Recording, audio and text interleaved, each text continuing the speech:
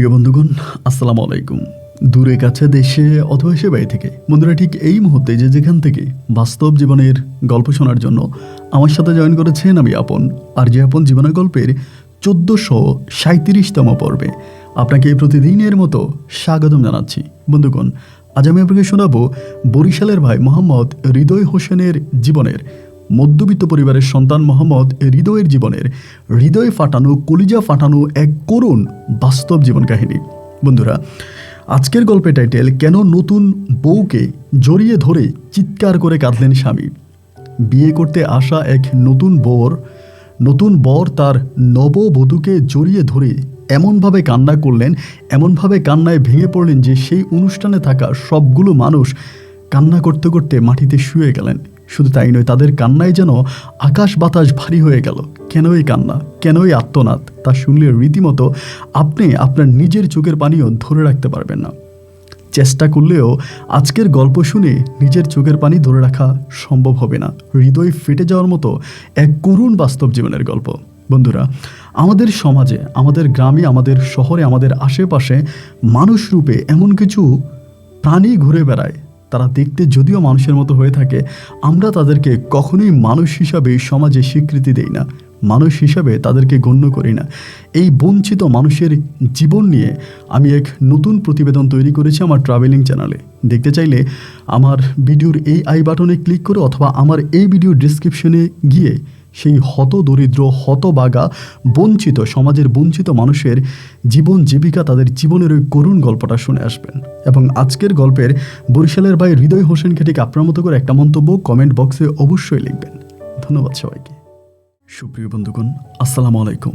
আমার নাম মোহাম্মদ হৃদয় হোসেন, আমার বাড়ি বরিশাল বিভাগে। বন্ধুরা, আমি আমার জীবনের গল্পটা শুরু করার শুরুতে আপনাদেরকে আমার পরিবারের সম্বন্ধে জানিয়ে রাখি। আমার পরিবারে আমি আছি, আমার মা আছে, রয়েছে আমার নানা নানি সহ আমার মামা খালা। আমার শৈশবটা শুরু হয় আমার নানু বাড়ি থেকে। যখন আমার বুঝ হয় আর বয়স হয়, তখন আমি দেখতে পারি আমার মামার কোলে আমি আমার নানা ভাইয়ের আদর পাচ্ছি। আমার নানু আমাকে আঙুলে ধরে ঘোরাচ্ছে আর মা আমাকে বুকে জড়িয়ে ধরে আদর করছে। খালাদের মিষ্টি মধুরের সম্পর্কে আমার শৈশবের দিনগুলো কাটতে থাকে। আস্তে আস্তে করে বড় হওয়ার পরে আমি আমার পরিবারের মুখে জানতে পারি আমার বাবা খুব ছোটোবেলায়, আমার জন্ম হওয়ার প্রায় 8 মাসের মাথায় মৃত্যুবরণ করে। এবং বাবার মৃত্যুর পরে আমার কাকাদের অত্যাচারে আমার মা আমাদের বাড়িতে থাকতে পারেনি। আমার কাকারা সম্পত্তির লোভে আমাকে পর্যন্ত মেরে ফেলতে চেয়েছিল।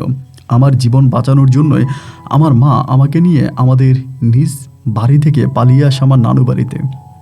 সেই থেকে নানু বাড়িতে আমি আস্তে আস্তে করে বড় হচ্ছিলাম। আমার বাবার অনেক সয় সম্পত্তি ছিল এবং আমার বাবা অনেক বড়লোকও ছিলেন, কিন্তু দেখা গেল আমার কাকারা আমার বাবার মৃত্যুর পরে আমার মাকে তথা আমাকে কোনো কিছুই দেয়নি, সব কিছু থেকে আমাদেরকে বঞ্চিত করেছে। এবং এরপরে আমার যে নানু বাড়ির অবস্থা খুব বেশি ভালো ছিল তাও নয়। আমার নানা কৃষিকাজ করতেন এবং নানুমণি মানুষের বাড়িতে টুকিটাকি কাজ করতেন। মামারা সবাই দিনমজুর। এক কথায় বলতে গেলে নানু বাড়িতে আসার পরে আমার মাও সেই দিনমজুরের কাজের সাথে জড়িয়ে পড়ে। আমার মাও বিভিন্ন বাড়িতে এখানে সেখানে বিভিন্ন ধরনের কাজ করতে থাকে। আমাদের পরিবারে প্রচণ্ড রকমের অভাব, এবং এতটাই অভাব ছিল যে নুন আনতে পান্তা পোড়াতো। এরপরে আমার মা স্বপ্ন দেখেছিল আমাকে পড়াশোনা করাবে। সেই স্বপ্নকে বাস্তবে রূপ দেওয়ার জন্য হাড়ভাঙা পরিশ্রম করে মানুষের বাড়িতে যে টাকা ইনকাম করতো তা দিয়ে আমার মা তখন আমাকে একটি স্কুলে ভর্তি করায়। আমার নানু বাড়ির একটি স্কুলে আমি তখন ভর্তি হই। আমি গরিব মায়ের সন্তান ছিলাম। ধরতে গেলে আমার বাবা তো মারাই গেল, এবং মায়ের কাছে থাকতাম। মামারা টুকিটাকে টাকা পয়সা দিত। নানা নানির আদর আর ভালোবাসায় ওই স্কুলের আমার দিনগুলো ভালোই কাটতে থাকে। এবং আমিও ছোটোবেলা থেকে মোটামুটি অনেকটাই মেধাবী ছিলাম, খুব মেধাবী ছিলাম। একটা সময় আমি স্কুল জীবন শেষ করে মানে প্রাইমারি জীবন শেষ করে আমি তখন হাই স্কুলে উঠি। হাই স্কুলে ক্লাস 8 পর্যন্ত উঠি। ক্লাস 8-এ ওঠার পরে হঠাৎ করে আমার মায়ের একটা সমস্যা দেখা দেয়। মানে আমার মায়ের বাম পা হঠাৎ করে কাজ করে না, মানে প্যারালাইজড হয়ে যাওয়ার মতো অবস্থা। তো আমার মা আর মানুষের বাড়িতে কাজে কামে যেতে পারে না, খুব অভাব তখন দেখা দেয়। তো ক্লাস 8-এ পড়া অবস্থায় আমার মা সিদ্ধান্ত নিল যে আমার পড়াশোনা বন্ধ করাই দিবে, আমাকে আর পড়াশোনা করাবে না। আমি 8 পর্যন্ত পড়ছি, এটাই যথেষ্ট ভালো। কারণ হচ্ছে আমার মায়ের পা তো পুরো নষ্ট হয়ে গেছে, উনি আর হাঁটতে পারে না। সুতরাং উনি যদি টাকা দিতে না পারে তাহলে আমি পড়াশোনা করব কেমন করে। সেই নিরিখে আমার মা তখন সিদ্ধান্ত নিল যে আমার পড়াশোনা বন্ধ করে দিবে। কিন্তু সেই সময়তে এসে আমার নানিমণি আমার মামার কাছে অনুরোধ করে যে দেখ, আমি চাই অন্তত হৃদয় এসএসসি মানে এসএসসিটা পর্যন্ত পড়ুক। আমার বংশের কোনো মানুষ নেই যে এসএসসি পাশ করেছে, আমি হৃদয়কে দিয়ে অন্তত এসএসসি পাসটা করাইতে চাই। তোরা একটা কাজ কর, ওর পড়াশোনাটা চালায়া যা। আমার 3 মামা ছিল, তারাও খুব গরিব ছিল। তো তারা তখন আমার নানুর মুখের দিকে তাকিয়ে ক্লাস 8-এ থাকা অবস্থায় আমার পড়াশোনার হাল ধরে এবং তাদের টাকায় তখন আমি আবারও পড়াশোনা করতে শুরু করি। একটা পর্যায়ে আমি এসএসসি পরীক্ষা দিই। তো আমি এসএসসি পরীক্ষা দেওয়ার পরে এসএসসি রেজাল্ট তখন আউট হয়নি, অ্যান্ড এসএসসি পরীক্ষা দেওয়ার পরেই আমার হঠাৎ করে একটা কাজের অফার আসে। একটা কাজের অফার আসে বলতে, আমি এসএসসি পরীক্ষা দেওয়ার পরে এখানকারই আমাদের এলাকার বলতে আমার নানু বাড়ি থেকে পাশের গ্রামেরই একটা লোক, নাম হচ্ছে মোতালেব মাস্টার। মোতালেব মাস্টারের মাছের ফিশারি আছে, মানে উনি মাছ চাষ করতো। তো মাছের ফিশারি যিনি পাহারা দিত উনি মারা গেছে। ওই লোকটা মারা গেছে, তখন মাছগুলো মোটামুটি সাইজের হয়েছে। তো সেই মাছগুলো উনি এখন বিক্রিও করতে পারবে না, আরও অন্তত মাস 2 লাগবে, এরপরে বিক্রি করবে। তো দেখা গেল মাছের যেহেতু একটা সাইজ হয়ে গেছে, রাতের বেলা আবার কেউ যদি মাছ ধরে নিয়ে যায়, ওই ফিশারি পাহারা দেওয়ার জন্য একটা লোকের প্রয়োজন। তখন আমার বড় মামার কাছে এই প্রস্তাবটা আসছে। তো আমার বড় মামা যেহেতু বাইরে কাজ করে, উনি তো আর সময় পাবে না, এবং মেজি মামা ছোটো মামা সবাই তো কাজে ব্যস্ত। তখন ডাক আসলো আমার বড় মামা বলল যে হৃদয়, তুই তো এসএসসি পরীক্ষা দিয়েছিস, এখন তো তোর হাতে তেমন কোনো কাজ নাই, আর রাতের বেলায় তুই ঘুমাসো না, বাইরে টই করে ঘুরে বেড়াস, আড্ডাবাজি করস। এমন ঘটনা মোতালেব মেম্বারের ফিশারির মধ্যে মাছের ওই গ্যারের মধ্যে পাহারা দিবি, যদি পাহারা দেস তাহলে উনি টাকা দিবে, 2 মাস ওইটা পাহারা দিবে এবং 2 মাস পরে উনি মাছ বিক্রি করে ফেলবে। তো আমার এসএসসি রেজাল্ট আউট হইতে তো প্রায় 2-3 মাসের মতো লাগবে। তো এবার আমার নানু আমাকে দিবে না। মামা যখন বললো, নানু বলতেছে যে না হৃদয় দরকার নাই, রাত বিরাতে ওইখানে মাছ পাহারা দিবে, কি হয় না হয়, একা একা রাতের বেলায় মাছ পাহারা দিবে, ওখানে জিন ভূতের ভয় থাকে, মাছ খাওয়ার জন্য রাতের বেলায় জিনেরা আসবে, ওর ঘাড় মটকাই দিবে, এরকম কুসংস্কারমূলক কথাবার্তা আমার নানু তখন বলতেছে। মামা তখন বুঝাইলো যে দেখেন, ওর তো কিছু না কিছু একটা করতে হবে, মাত্র এসএসসি পরীক্ষা দিয়েছে, এখনও পাশ করে কি ফেল করে তা তো আর জানি না। ওর মা তো ওর মা তো ঘরের মধ্যে বসে গেছে, ওর তো পায়ে কাজ করে না, ওর মারে তো আমরা খাওয়াইতে আসি, ওরও এই পর্যন্ত পড়াশোনা করাইলাম। যেহেতু একটা কাজের অফার পাইছে, তাইলে ও কাজটা করুক, আপনি বাধা দিয়েন না। আমার মাও তখন আমার নানুরে বুঝাইলো যে না, ও কাজ করুক। পরে মা আর নানু মামারা সবাই মিলে তখন আমাকে ওই মাছের ফিশারির ওখানে কাজে পাঠাইছে। তা আমি তখন ওই মাছের ফিশারির ওখানে কাজে যাই। তো মোতালেব মেম্বার আবার খুব ভালো লোক, তিনি আমাকে দেখাই দিল যে এমনি কাজ করতে হবে, এইভাবে কাজের সমস্ত ধরনগুলো তিনি আমাকে দেখাই দিল। তো তার সাথে আমি তখন সব কিছু ওকে করে আমি তার মাছের ফিশারিতে তখন কাজে লেগে গেলাম। তো প্রথম রাতে আমি কাজ করলাম, মোটামুটি কোনো সমস্যা হয়নি। আমি মাছের ফিশারি পাহারা দিচ্ছি এবং সারা রাতে আমি পাহারা দিয়েছি এবং সকালবেলা ভোরে এসে আমার নানুর ঘরে আমি তখন ঘুমাইছি। এর পরের দিনও করলাম এভাবে, প্রায় 7 দিন পর্যন্ত আমি মাছের মাছের ওই ফিশারি পাহারা দিলাম। 7 দিনের মধ্যে তেমন কোনো সমস্যা হলো না। 8 দিনের মাথায় হলো কি, রাতের বেলায় হঠাৎ করে আমার কাছে মনে হলো অনেক বড় ধরনের ঢিল পড়তেছে আমার মাছের ফিশারির মধ্যে। তো কে জানি ঢিল মারতেছে। রাতে একেবারে গুটগুটে অন্ধকার, হাত মিললে হাত দেখা যায় না, এমন একটা অন্ধকারাচ্ছন্ন অবস্থা। চিন্তা করলাম, এই রাতের বেলায় এই ফিশারির মধ্যে ঢিল মারে কে? আমি ডান পাশে বাম পাশে সামনে পিছনে সব জায়গায় খুঁজতেছি, টর্চ লাইট মারতেছি, টর্চ মেরে দেখলাম যে কেউই নাই, কাউকে দেখা যায় না। চারদিকে সনসন নীরবতা, শুধু ঝিঝি পোকার জুহু জুহু ডাক শোনা যাচ্ছে, আর একেবারে গুটগুটে অন্ধকার, আকাশে তেমন চাঁদ তারা কিছুই নেই। মনে হয় যেন আকাশে মেঘ করে আছে, একটু পরেই হয়তো বৃষ্টি নামবে, এমন একটা অবস্থা। আমি তখন ভয় পেয়ে গেলাম যে আল্লাহ, আমি এখন কী করব? এই অন্ধকারাচ্ছন্ন রাতের মধ্যে আশেপাশে কোনো মানুষ নেই, কেউ নাই, এরকমভাবে কে ঢিল মারতেছে? আমি জোরে জোরে বলতেছি, ঢিল কে মারতেছেন? ঢিল মারেন কে? দেখি কেউ কোনো কথা বলে না। তো আমি খুবই ভয় পাইছি। ভয় পেয়ে আস্তে আস্তে করে রাতটা কোনো রকম ওই ফিশারির পাড়ে পার করলাম। রাত পার হওয়ার পরই আমি তখন সকালবেলা বাড়িতে গেছি। বাড়িতে যাওয়ার পরে আমার ভাই এমন জ্বর আসছে, ভয়, আমি এত জ্বর, এত পরিমাণের ভয় পাইছি যা বলার মতো না। আমার নানু আমার জিজ্ঞেস করে, নানা ভাই জিজ্ঞেস করে, মামারা জিজ্ঞেস করে, মা জিজ্ঞেস করে, কিরে তুই কেমনে ভয় পাইছিস নাকি? কোনো ভয় পাইছিস? হঠাৎ করে এত জ্বর আসলো কেন? আমি কাউরে কোনো কিছু বললাম না। এরপরে রাতে আমি আর কাজে যাইতে পারলাম না।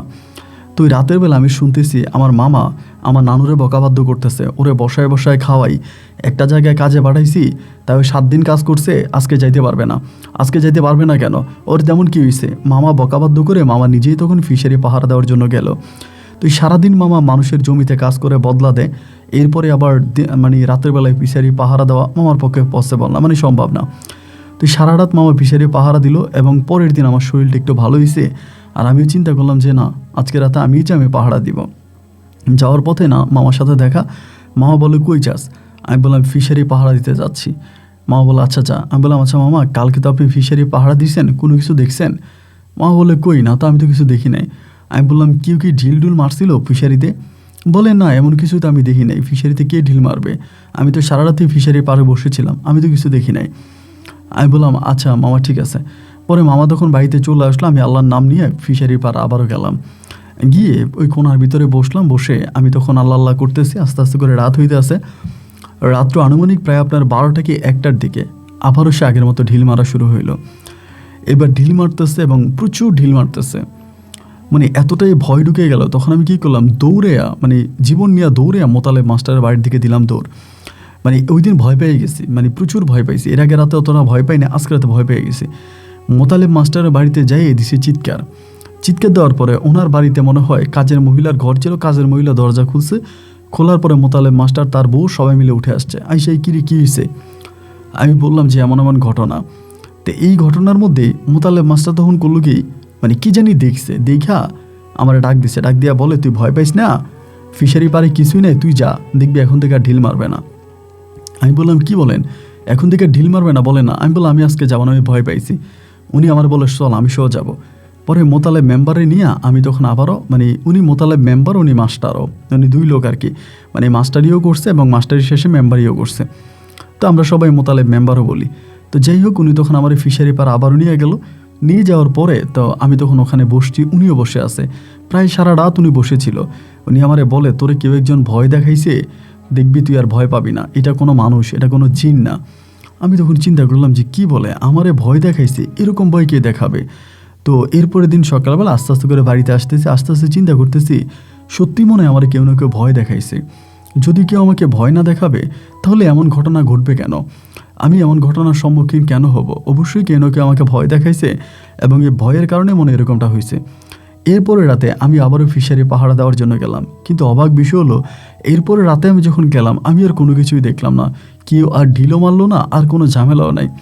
এইভাবে বেশ কয়েকদিন কেটে গেল। কেটে যাওয়ার পরে মোতালেব মাস্টারকে আমি মাঝে মাঝে জিজ্ঞেস করি যে কাকা ঢিল কে মারছে, মানে ঢিলটা কে মারছে আপনি কি বলতে পারেন? উনি আমার বলে আর দূর, কেউ ঢিল মারে নাই, বাদ দে তো, এগুলো আমার বলে।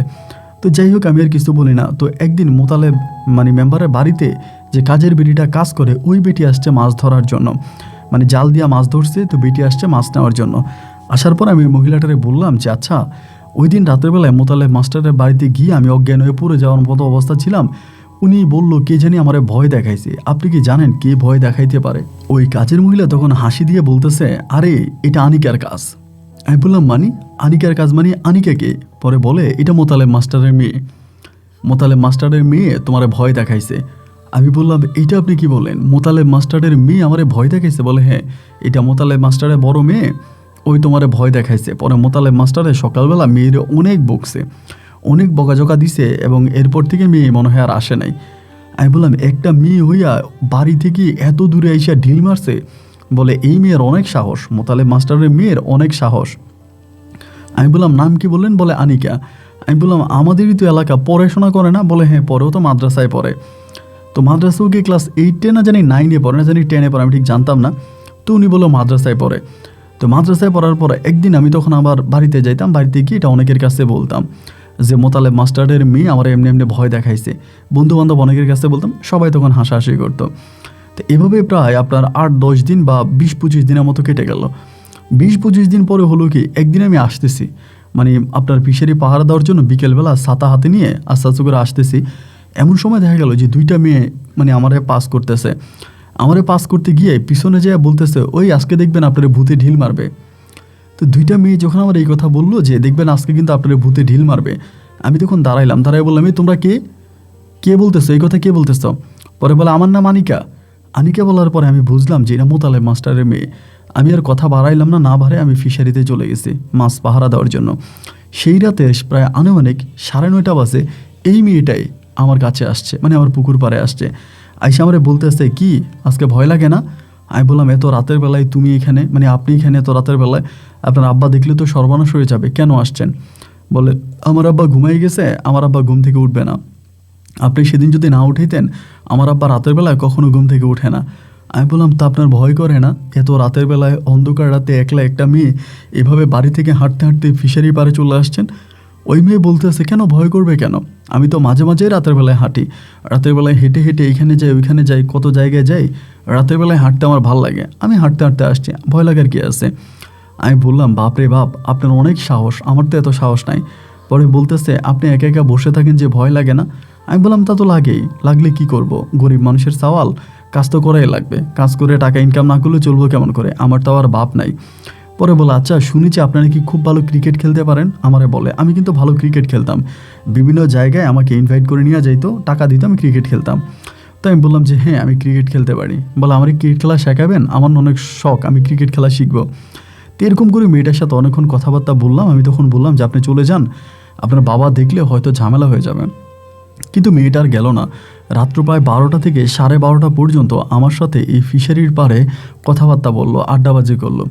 12:30 কি 1টার দিকেও ওই তখন চলে গেছে, এবং একইভাবে এরপরে রাতেও সে আবারও এই ফিশারি পাড়ে চলে আসছে। এরকম করে প্রায় প্রত্যেক রাতেই তখনই আনিকা ফিশারি পাড়ে চলে আসতো এবং এখানে আসতো, আমার সাথে গল্পগুজব করতো, কথাবার্তা বলতো, আড্ডাবাজি করতো। তো এগুলো করতে আবারও চলে যেত, রাতের বেলায় আসতো, আমার সাথে সারা রাত পাহারা দিত ফিশারি, আবার চলে যেত। এমনও তো মাঝে মাঝে সন্ধ্যা রাতে আসলে, মানে রাত 10টা 11টা বাজে আসলে সারা রাত আমার সাথে থেকে যেত। এভাবে 1 দিন 2 দিন 3 দিন করে সময়গুলো সামনের দিকে যাচ্ছে। আর আনিকার প্রতি আমার মনের অজান্তেই এক ধরনের দুর্বলতা বেড়ে যাচ্ছে। সময় যত সামনের দিকে যাচ্ছে আমি তার প্রতি অনেকটাই দুর্বল হয়ে যাচ্ছি। এভাবে প্রায় ওই ফিশারিতে আমি 1.5 মাসের মতো কাজ করি। আর 15 দিন পরেই, মানে 15 দিন পরেই তখন হচ্ছে মোতালেব মেম্বার সবগুলো মাছ ধরে নিয়ে চলে যাবে, ফিশারি মাছ ধরে নিবে, এবং 15 দিন পরে আমার আর কাজ থাকবে না, আমি এখান থেকে চলে যাব। ওই সময়ে আনিকা আমার উপর অনেকটা দুর্বল হয়ে গেছে, আমিও আনিকার উপর অনেকটা দুর্বল। একজন আরেকজনকে ছাড়া কোনো কিছুই বুঝতাম না। ও তখন আমাকে বলে তোমার কি কাজ শেষ হয়ে যাবে, 15 দিন পরে তুমি কি আর ফিশারি পাহারা দিতে আসবা না? আমি বললাম না, 15 দিন পরে তো তোমার আব্বা সব মাছ ধরে নিয়ে যাবে, এরপরে আমি এসেও বা কী করবো? ও আমারে বলে আজকে এতটা দিন ধরে গভীর রাতে তোমার কাছে আসি, সারা রাত তোমার সাথে বসে গল্প গুজব করি, ফিশারি পাহারা দিই, তুমি কি কোনো কিছু বুঝো না? আমি বললাম না, আমি তো কিছু বুঝি না। ও আমাকে বলে দেখো 15 দিন পরে তো তুমি এখান থেকে চলে যাবা, তুমি আর আসবা না, আমার মনের কথাটা আজকে রাতে তোমাকে বলতে চাই। আমি তখন বললাম কি এমন মনের কথা, ঠিক আছে বলো। ও আমাকে বলে হৃদয়, আমি না তোমাকে পছন্দ করে ফেলেছি। আমার জীবনে আমি অনেক ছেলে দেখেছি, কিন্তু আমি তোমার মতো এরকম ফেরেস্তার মতো ছেলে আমি আর দেখি নাই। আমি একটা সুন্দরী মেয়ে, প্রায় প্রতি রাতেই ফিশারির পাড়ে এসে তোমার সাথে গল্পগুজি করতাম, আড্ডাবাজি করতাম, তোমার শরীরে স্পর্শ করতাম, তোমার সাথে দুষ্টামি করতাম, কিন্তু তুমি কখনোই কোনো দিন আমার শরীরে হাত দাও নাই বা আমাকে খারাপ একটা বাজে কথাও বলো নাই। তুমি চাইলে আমাকে ইউজও করতে পারতা, কিন্তু তুমি এটা করো নাই। আমি বললাম দেখো অনিকা, আমি তোমাদের এখানে কাজ করি, 2 মাসের কন্ট্রাক্টে আসছি, এবং 2 মাসের মধ্যে প্রায় 1.5 মাস শেষ। আজ 15 দিন পর আমি এখান থেকে চলে যাব। আমি যার কাজ করি তুমি তার মেয়ে, আর মোতালেব মেম্বারকে চিনে না, এই এলাকাতে এমন কোনো লোক নাই, তার মেয়ে হইছো তুমি। আমি তোমার সাথে কখনোই এমন কিছু করতে পারবো না যেটাতে মোতালেব মেম্বারের মনে কষ্ট যায়। আর বিশেষ করে তুমি তো জানো আমার বাবা নাই, আমি নানু বাড়িতে থাকি, ছোটোবেলা থেকেই লাথি উস্টা আর দরিদ্রতার মাঝে আমার দিনগুলো কেটেছে। কোনো বড়লোকের মেয়ের সাথে প্রেম করে তারে পাওয়ার কোনো স্বপ্ন আমি দেখি না। ও তখন আমাকে বলে দেখো প্রেম ভালোবাসা কি সেটা আমি জানি না, বাট আমি তোমাকে পছন্দ করি, আমার তোমাকে অনেক ভালো লাগে। আমি বললাম যে দেখো আমাদের এসব হবে না। কিন্তু না, আমি দেখলাম আনিকা আমার উপর অনেকটা দুর্বল হয়ে গেছে, এবং সেদিন রাতে, মানে সেই রাতে সে প্রচুর পাগলামি করে, এবং এতটাই পাগলামি করে যা আসলে বলার মতো না। এবং একটা পর্যায়ে আমি দেখলাম সে খুব কান্নাকাটি করতেছে এবং আমার উপর এতটা ইমোশনাল। আমি জীবনে কখনো কাউকে ভালোবাসিনি, আমার জীবনে কখনো কোনোদিন কোনো ভালোবাসা কাজ করেনি, কিন্তু আনিকার ভালোবাসা দেখে আমি সত্যিই না নিজেকে ধরে রাখতে পারিনি। রোদের আলোতে বরফ যেমন করে গলে গলে পানি হয়ে যায়, আমার কাছে মনে হলো আনিকার ওই পবিত্র ভালোবাসার কাছে আমি সেই বরফের মতো গলে গলে পানিতে রূপান্তরিত হয়ে গেলাম। মনের অজান্তে আমি আনিকাকে আমার বুকে জড়িয়ে ধরলাম, শুরু করলাম আনিকার সাথে এক নতুন প্রেমের মিষ্টি গল্প। এবং আস্তে আস্তে করে এই সম্পর্কটা 15 দিন কেটে গেল। ওই 15 দিন আমার কাছে মনে হয় যেন 15টা মিনিটেই কেটে গেছে। প্রতিটা রাত আনিকা আমার কাছে আসতো, ঝিঝি পোকার দলের মাঝখানে আমি আনিকাকে নিয়ে ফিশারির পাড়ে বসে থাকতাম, ঘুটঘুটে অন্ধকার, মাঝে মাঝে মেঘের সাথে চাঁদের লুকোচুরি হতো। মিষ্টি করে মনে হতো চাঁদ যেন গাছের আড়াল থেকে আমাকে আর আনিকাকে দেখতে পেত। এই ভালোবাসা লিপিবদ্ধ করে শেষ করা যাবে না। আনিকার আর আমার ভালোবাসা মনে হয় যেন পৃথিবীর শ্রেষ্ঠ ভালোবাসা ছিল। এমন করতে করতে কেটে গেল প্রায় 15 দিন, এবং 15 দিন পরে আমাকে তখন মানে মাস সব ধরে ফেলা হলো, এবং মোতালেব মেম্বার বলল যে আমার বেতন দিয়ে দিছে। তো বেতন দিয়ে দিছে, আমি তখন বাড়িতে চলে আসছি। প্রতিদিন বিকালবেলা আনিকা আমাদের বাড়িতে আসতো, আমার সাথে গল্পগুজব করতো, আমার সাথে আড্ডাবাজি করতো, এবং দুজনের মাঝে এক অন্যরকম প্রেম ভালোবাসা হতে থাকতো। এভাবে প্রায় 1.5 থেকে 2 মাস কেটে গেল। তার মাঝে আমার এসএসসি রেজাল্টও আউট হয়েছে। আমি মোটামুটি ভালো একটা রেজাল্টে এসএসসি পাস করি। এরপরে আমি আমাদের এখানকারই একটা কলেজে ভর্তি হই, নানুর বাড়ি একটা কলেজে ভর্তি হই। এরই মাঝে হঠাৎ করে কিভাবে যেন মোতালেব মেম্বার আমার আর আনিকার ওই সম্পর্কের বিষয়টা জেনে গেছে। কার মাধ্যমে জেনে গেছে, এবং জেনে যাওয়ার পরে বেশ কয়েকদিন হলো আনিকার আমার সাথে দেখা করতে আসে না। আমার সাথে কথাও বলে না, ও আর আসেও না। কিন্তু আনিকার সাথে সবচেয়ে ভালো সম্পর্ক ছিল রুনা ভাবি বলে একটা মহিলা আছে আনিকাদের বাড়িতেই। উনি হচ্ছে গিয়ে আপনার একটা একটা স্কুলে শিক্ষকতা করে, একটা প্রাইমারি স্কুলের শিক্ষিকা। ওই মহিলাটার সাথে আমার আনিকার ভালো সম্পর্ক ছিল। রুনা ভাবির কথা সবসময় আমারই বলতো। একদিন হলো কি, আমার ওই রুনা ভাবির সাথে হঠাৎ করে রাস্তা দেখা হয়েছে। তো দেখা হওয়ার পরে আমি কোনো কিছু বলি না ওনাকে, কারণ উনি কতটুকু জানে না জানে তা তো জানি না। আমি ওখানে দাঁড়ায় আছি, উনি আমার দেখা মাত্রই বলতেছে, কি ব্যাপার মজনু, মন খারাপ? আমি বললাম, কেন, মন খারাপ হবে কেন ভাবি? পরে বলতেছে, কি আনিকার কথা মনে পড়তেছে? আনিকার সাথে দেখা হয় না? এবার এই কথা বলার পরে আমি আস্তে আস্তে করে ওনার সামনে আসতেছি। ওনার সামনে আসার পরে বললাম, ভাবি এই কথা জিজ্ঞেস করতেছেন, আনিকার কোনো খবর আছে? উনি বলে, আনিকা তো ঘরে বন্দি, জানো না? আমি বললাম, কেন বন্দি কেন? বলে, আনিকার সাথে তোমার সম্পর্ক আছে, এইটা আনিকার বাবা জেনে গেছে। কীভাবে জানছে? এরপর থেকে আনিকাকে তো আর ঘর থেকে বেরোইতে দেয় না, ওর তো ঘরে আটকায় রাখছে। আমি বললাম যে, ভাবি দেখেন, আমি তো ওর অনেক ভালোবাসি, এবং আমাদের ভালোবাসাটা কিন্তু বেশি দিন হয় নাই, অল্প কয়েক মাস। উনি বলে, হ্যাঁ আমি সবই জানি, রাতের বেলা আনিকা ওই ফিশারির পাড়ে গিয়ে তোমার সাথে প্রেম করতো, এই সবই আমার জানা আছে। আমি বললাম, ভাবি আপনি কি আমার হয়ে আনিকাকে একটা চিঠি দিতে পারবেন? উনি বলে, আচ্ছা ঠিক আছে, আমার স্কুলে নিয়ে দিয়ে এসো, আমি দিয়ে আসবো। এদিন আমি তখন আনিকার জন্য চিঠি লিখতে বসলাম। মনের ভিতর জমে থাকা মনের ওই মিদুলের কথাগুলো আমি কালো কালিতে আর সাদা কাগজে লিপিবদ্ধ করলাম। করে আমি তখন রুনা ভাবির মাধ্যমে চিঠি আনিকার জন্য পাঠাইলাম। আনিকা চিঠি পাইল, এবং পরে আমাকে চিঠির উত্তর দিল। উত্তরে সে আমাকে জানালো সে আমাকে পর্যাপ্ত ভালোবাসে। ও বলে, পৃথিবী চেঞ্জ হয়ে গেল, পৃথিবী উল্টাই গেল, ও আমাকে কখনো ভুলতে পারবে না, এবং ও আমাকে সারা জীবন ঠিক এমন করে ভালোবেসে যাবে। ও বলছে আমার সাথে ওর অচিরেই দেখা হবে, যেভাবেই হোক বাবার ওই বাঁধন চিহ্ন করে ও আমার সাথে দেখা করতে আসবে। ইতিমধ্যে আমি এও জানতে পারি যে আনিকার পড়াশোনাও বন্ধ করে দেওয়া হয়। মনটা তখন পুরো ভেঙে যায়। আমি এক হত দরিদ্র পরিবারের সন্তান, বাবা তো নাই, থাকি নানুর বাড়িতে, মা একজন অসুস্থ, মামারা আমাদের সংসার চালায়। এই অবস্থার মধ্যে আনিকার মতো একটা মেয়েকে আমি ভালোবেসে ফেললাম, যে কিনা মোতালেব মেম্বারের মেয়ে। এটা কি কোনোদিনও সম্ভব? ব্রাহ্মণ হয়ে আমি আকাশের চাঁদে হাত বাড়িয়েছি। আমি তো আনিকাকে পাবো না, কিন্তু সে আনিকাকে ছাড়া তো আর আমিও বাঁচব না। আমি দিনে দিনে শুকিয়ে কাঠ হয়ে যাচ্ছিলাম, পাগলের মতো হয়ে যাচ্ছিলাম। কোনোভাবেই নিজের কষ্ট আর ধরে রাখতে পারতেছিলাম না। একটা সময় আনিকার সাথে শুধু চিঠিপত্রের মাধ্যমে আমার কথা হতো, আর ওর সাথে আমার কথা হতো না। আমি ওকে দেখতে পেতাম না। একদিন আনিকা আমাকে চিঠির মাধ্যমে জানালো, আমার বাবা তো আমার বিয়ে ঠিক করে ফেলতেছে, আমাকে বিয়ে দিয়ে দিবে। তুমি একটা কাজ করো, তোমার পরিবার দিয়ে আমার জন্য বিয়ের প্রস্তাব পাঠাও, আমার বাবার কাছে বিয়ের প্রস্তাব পাঠাও। প্রতি উত্তরে আমি ওকে জানালাম, কীভাবে তো আমার পরিবার দিয়ে তোমাকে আমি বিয়ের প্রস্তাব পাঠাবো? আমার সাথে কি তোমার পরিবার কখনো যাবে? তোমার বাবা মোতালেব মেম্বার কি জীবনে কোনোদিনও তার একমাত্র কলিজার টুকরা সুন্দরী মেয়ে আনিকাকে আমার মতো একটা হত দরিদ্র গরিব ফ্যামিলির সন্তানের কাছে বিয়ে দেবে বলো? এইসব স্বপ্ন, এসব তো কাহিনী, এটা তো বাস্তবের সাথে কোনো মিল নেই। ও তখন পাগল হয়ে যাচ্ছিল, আমাকে বারবার বলে, কিছু একটা করো, কিছু একটা করো। আমি খাই না, দাই না, ঘুমাই না, জাস্ট পাগল হয়ে যাচ্ছিলাম। কি করব না করব কোনো কিছুই বুঝতে পারি না। এবং এরই মাঝে জানতে পারি বিভিন্ন জায়গা থেকে ওর খুব ভালো ভালো বিয়ের প্রস্তাব আসতেছে, ওর বিয়ে হয়ে যাবে। আসলে ও যে আমার সাথে পালিয়ে যাবে তেমনও কোনো সুযোগ নাই। মোতালেব মেম্বার তার ওই বাড়িটাকে পুরো জেলখানা বানিয়ে রেখেছে। বাইরের কোনো মানুষ বাড়ির মধ্যে ঢুকবে এইরকম সুযোগ কিন্তু নাই। উনি সারাক্ষণে বাড়ির মধ্যে এক অন্যরকম নিষেধাজ্ঞা জারি করে রাখছে, এবং বিভিন্ন লোক সেখানে পাহারাদার বসাই দিছে। আনিকার সাথে আর আমার দেখা হয় না, শুধু রুনা ভাবির মাধ্যমে আনিকার সাথে আমার মাঝে মাঝে টুকিটাকি কথা হতো।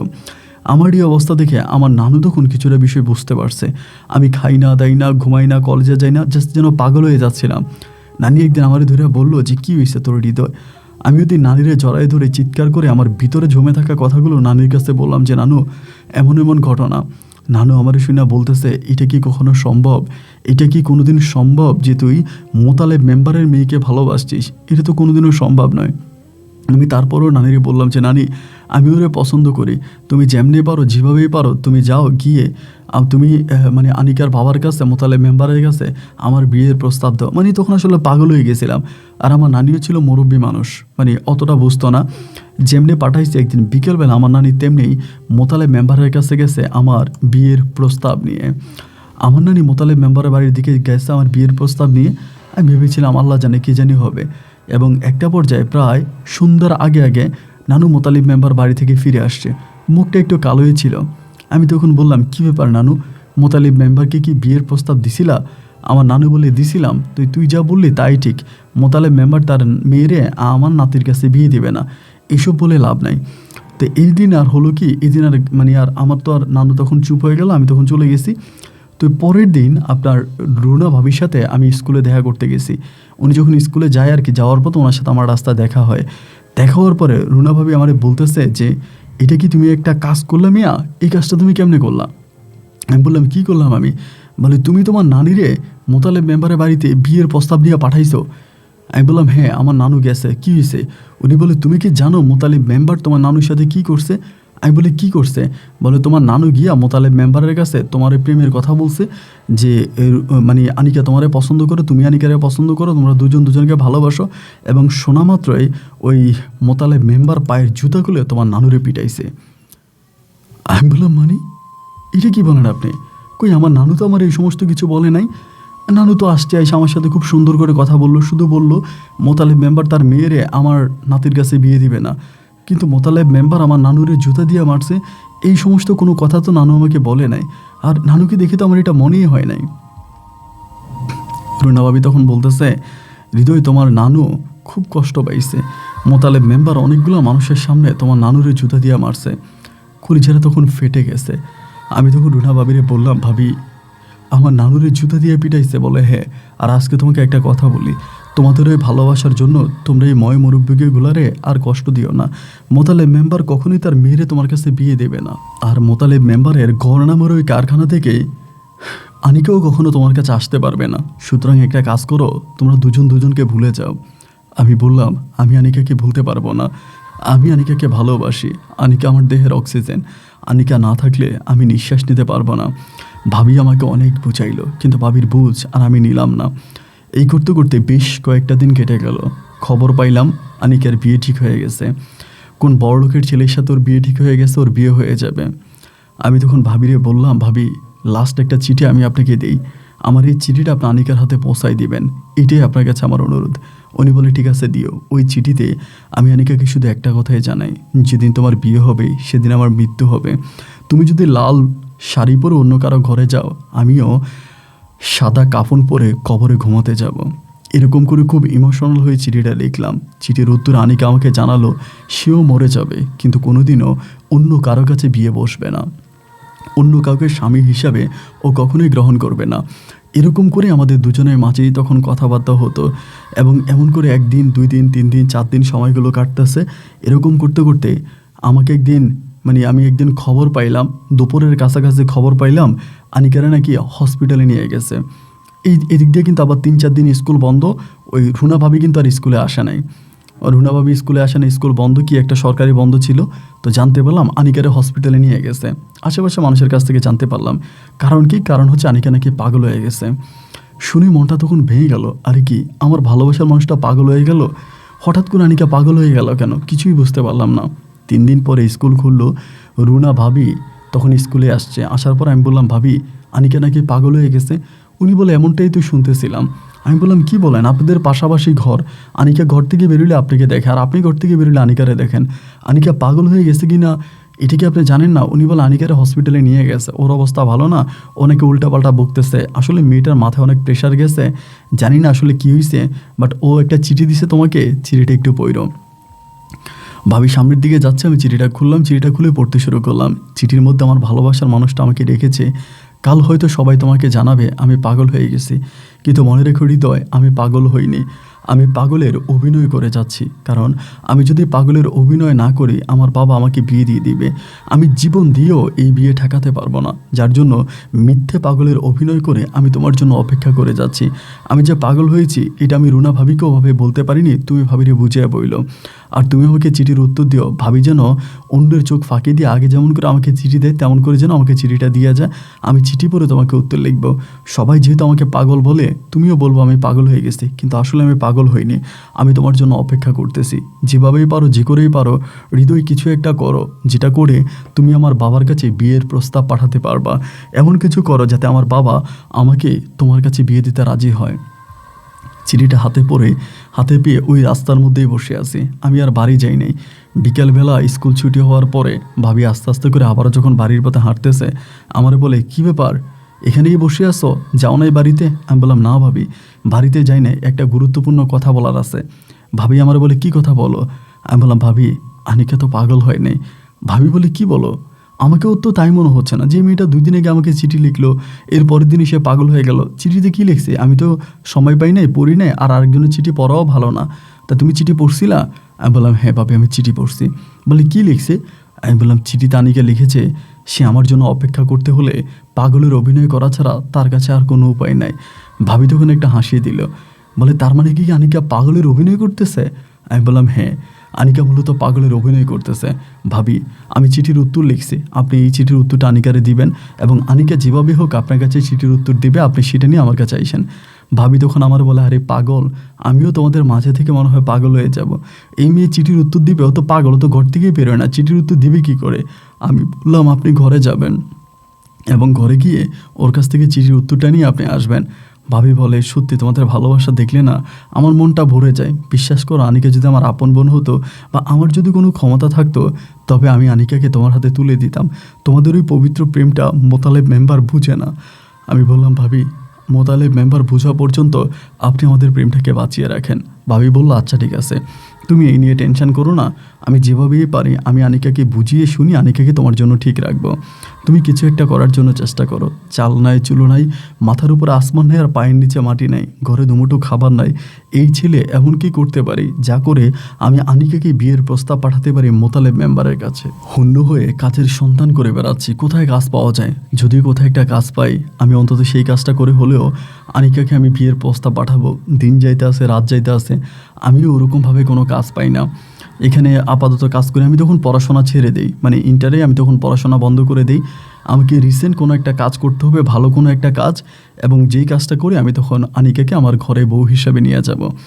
আমি তখন কাজ করতেছি, যুবক মানুষ, এখানে কয়দিন কাজ করি, ওখানে কয়দিন কাজ করি, 2 টাকা 4 টাকা ইনকাম করি। মাঝে মাঝে ভাবির কাছে এসে আনিকার খবর নেই, তখন আর চিঠিপত্র আনিকার সাথে আমার কথা হতো না। আমি তো বাড়ি থেকে চলিয়ে যাই, মাঝে মাঝে স্কুলে আসি, আসার পরে ভাবির সাথে কথা হয়। ভাবি বলে, হ্যাঁ, আনিকা আসলে পাগল না, আমাকে ইশারাতে অনেক কিছু বলে, আমি তো সব কথা বুঝি না, বাট সে এটা বুঝায় সে পাগলের অভিনয় করতেছে। তবে বিশ্বাস করো, আনিকাকে দেখলে না চোখের পানি ধরে রাখা যায় না। মেয়েটা পাগলের অভিনয় করতেছে, তার যে কত কষ্ট হচ্ছে তা আসলে ভাই তোমাকে বলে বোঝাতে পারবো না। আমি বললাম, ভাবি, আমাদের ভালোবাসাটা একদিন সত্যি হবে, আমি আমার ভালোবাসার মানুষ আনিকাকে পেয়ে যাব। পৃথিবীর কোনো শক্তি আমার আনিকাকে আমার কাছ থেকে কেড়ে নিতে পারবে না। ভাবি, আমি কিছু করার জন্য চেষ্টা করতেছি। ভাবি আমার বলে, তাড়াতাড়ি কিছু একটা করো। আনিকা এরকম করতে করতে কখন যে সে সত্যি সত্যি পাগল হয়ে যায় তার কিন্তু নিশ্চয়তা নাই।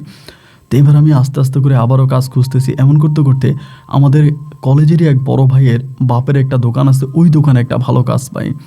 তো ওই দোকানেও কাজ করি, কিন্তু ওরকম কোনো কাজ না যে আমি আসলে মানে আনিকারে বিয়ের প্রস্তাব দিতে পারবো বা এরকম কিছু একটা।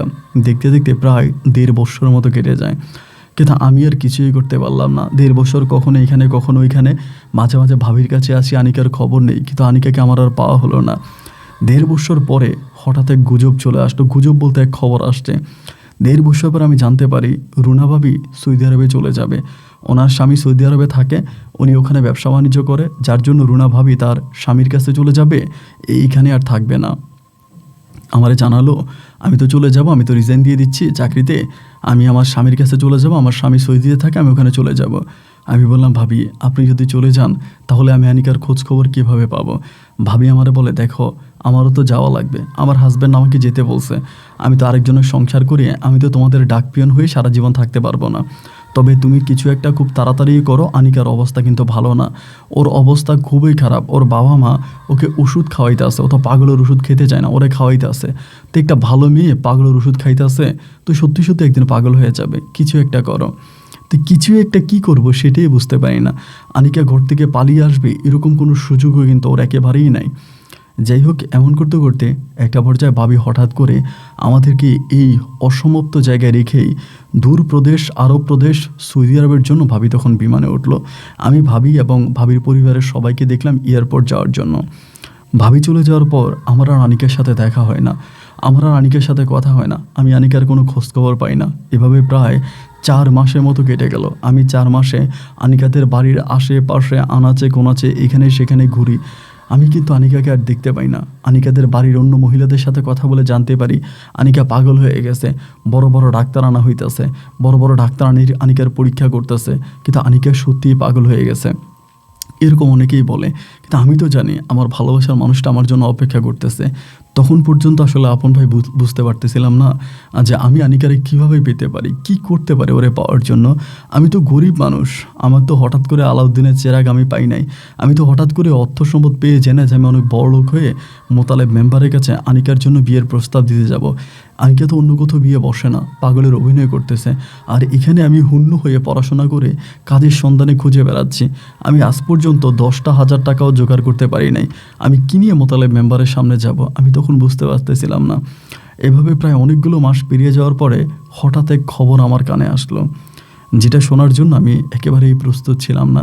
আমি খবর পেলাম এই পাগল অবস্থায় নাকি আনিকাকে বিয়ে দিয়ে ফেলা হবে, এবং যার সঙ্গে বিয়ে দিবে ওই ছেলেটা হচ্ছে আপনার ওর নাম হচ্ছে শফিক বয়াতি। শফিক বয়াতি বলে একটা লোক আছে আমাদের এলাকাতে, ওই ছেলেটার কাছে, মানে ওর বাবাও বয়াতি ও বয়াতি, তো শফিক বয়াতির কাছে নাকি আনিকারে বিয়ে দিবে। এটা শোনার পরে আমি অবাক হয়ে গেলাম। হিসাব করলে শফিক বয়াতির চেয়েও আমি তো অনেকটা ভালো, তাহলে শফিক বয়াতির কাছে যদি আনিকাকে বিয়ে দিতে পারে আমার কাছে কেন নয়? আমি তখন চিন্তা করলাম যে যেভাবেই হোক আমি শফিক বয়াতিকে, মানে শফিক বয়াতির কাছে যদি মেয়েরে বিয়ে দিতে পারে তা আমার কাছে পারবে না কেন? তো আমি তখন চিন্তা করলাম যে আমি বিয়ের প্রস্তাব পাঠাবো। তা আমার নানুরে দিয়া পাঠাইয়া লাভ নাই, আমি যে কোনো আমার নানু বাড়ির একটা লোককে দিয়া আনিকার বাবার পাশে বিয়ের প্রস্তাব পাঠাইলাম যে আনিকা যেহেতু পাগল, ওই পাগল অবস্থায় আমি আনিকারে বিয়ে করতে চাই। যেই লোককে দিয়ে বিয়ের প্রস্তাব পাঠাইলাম সেই লোক এসে আমাকে জানাইলো মোতালেব মেম্বার নাকি সাফ জানাই দিছে উনি যদি কোনোদিন আমার চোখের সামনে দেখতে পায় উনি আমাকে কোপ দিয়ে 2 টুকরা করে আমাকে উনি গাঙে বাসিয়ে দিবে, উনি আমাকে মেরে ফেলবে যদি উনি সামনে আমি কোনোদিন পড়ি। আর ওনার মেয়ে বিয়ে দেওয়া তো আমার কাছে দূরের কথা। আমি তখন সেই লোকটারে বললাম, মামা কেন?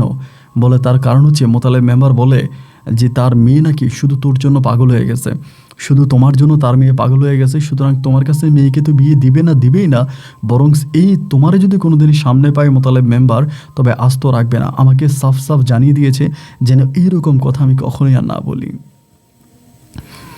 আমি তখন চুপ হয়ে গেলাম, হায় হায় এ কী কথা বলতেছে। এমন করতে করতে জানতে পারি ওই আপনার শফিক বয়াতির সাথে মোটামুটি কথাবার্তা ফাইনাল, ওই শফিক বয়াতির কাছে আনিকার বিয়ে হয়ে যাবে।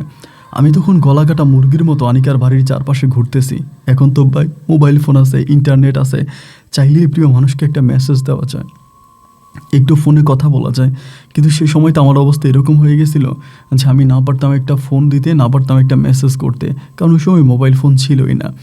আমি রাস্তায় রাস্তায় পাগলের মতো শুধু ঘুরতাম। আমি আমার ভালোবাসার মানুষটারে কেমনে পাবো, কিভাবে তারে আমি পাবো? দিন যায় রাত যায়, আস্তে আস্তে করে আনিকার বিয়ে ফাইনাল হয়ে গেল শফিক বয়াতির সাথে। শফিক বয়াতির সাথে আনিকার বিয়ে ফাইনাল। আমি তখন আর কিছুই করতে পারতেছিলাম না, এবং এরকম করতে করতে দিন আসলো, আনিকার বিয়ের দিন তারিখ সব ঠিক হয়ে গেল। শফিক বয়াতির সাথে আনিকার বিয়ে। যেদিন ওর বিয়ে সেদিন আমার কাছে মনে হলো যেন আজকে সকালে আমার জন্য কেয়ামত। পুরো গ্রামবাসীকে মোতালেব মেম্বার দাওয়াত দিয়েছে, সমস্ত গ্রামবাসীকে দাওয়াত দিয়েছে মোতালেব মেম্বার তার বাড়ির উঠানে, শুধু আমাদের পরিবারটাকে ছাড়া। এই গ্রামের পাশের গ্রামের এমন কোনো পরিবার নাই যে পরিবারে তার মেয়ের বিয়েতে দাওয়াত দেওয়া হয়নি। শুধু দাওয়াত দেয়নি আমার পরিবারকে, জানায়নি আমাদেরকে। এবং মোতালেব মেম্বার তার পাগল মেয়েকে বিয়ে দিতেছে এবং শফিক বয়াতিও তার পাগল মেয়েকে বিয়ে করতেছে। পাগলের বিয়ে কেমন করে হয় এটা দেখার জন্য আমি যখনই যাচ্ছিলাম বিয়ে বাড়িতে, মোতালেব মেম্বার আমার জন্য স্পেশাল সিকিউরিটি দাঁড়া করায় রাখে। সেই স্পেশাল সিকিউরিটি আমাকে ভিতরে ঢুকতে দেয় নাই, আমি ভিতরে ঢুকতে পারি নাই। আনিকাকে কি করে বউ সাজিয়ে পাঠায় আমি সেটা জানি নাই। আমি মোতালেব মেম্বারের বাড়ি থেকে বেশ দূরের একটা উঁচা জায়গার মধ্যে দাঁড়িয়েছিলাম। আমার চোখের সামনে দিয়ে জানতে পারি আমার ভালোবাসার মানুষটাকে নিয়ে যাওয়া হচ্ছে।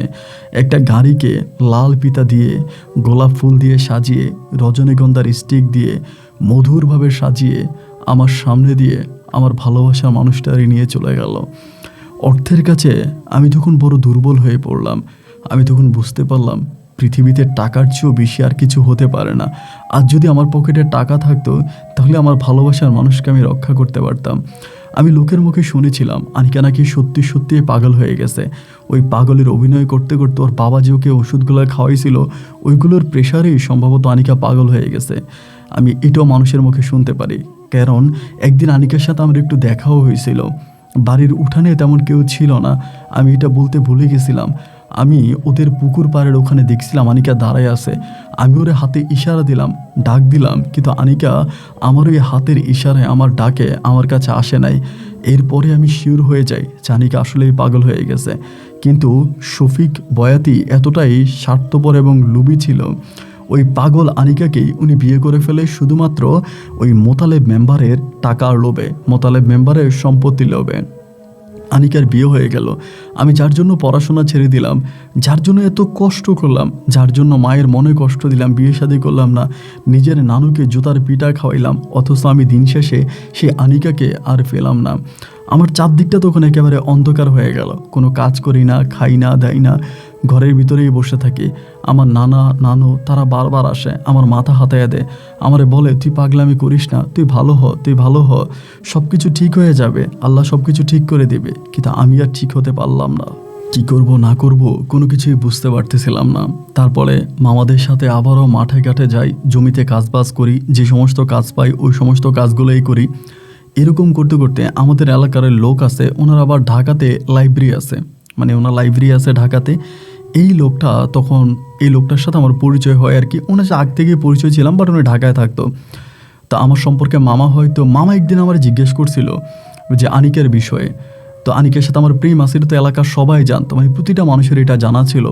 পরে ওই মামার কাছে আমি তখন বললাম যে আনিকার সাথে এটা হয়েছে, আনিকা পাগলের অভিনয় করছে। এরপরে সম্পূর্ণভাবে পাগল হয়ে আনিকা মানে চলে গেছে, আনিকার বিয়ে হয়ে গেছে। এই সব কিছু জানার পরে এই লোকটা আমার প্রতি একটু মায়া লাগে। উনি আমার বলে এখন তুই কী করিস? আমি বলে আমি কিছুই করি না, আমি বাড়িতে ঘুরে ফিরে খাচ্ছি। উনি বলে ঢাকায় আমার লাইব্রেরি আছে, আমার লাইব্রেরিতে যাবি, ওখানে তোরা চাকরি দিব। আমি বললাম ঢাকায় আপনার লাইব্রেরি আছে, আচ্ছা ঠিক আছে, যদি আপনি বলেন যে ঢাকায় লাইব্রেরি আছে ওখানে চাকরি দিবেন তাহলে আমি যাব। তো বলে আচ্ছা ঠিক আছে, তাহলে তুই চল, আমি তোরা ঢাকায় চাকরি দিব।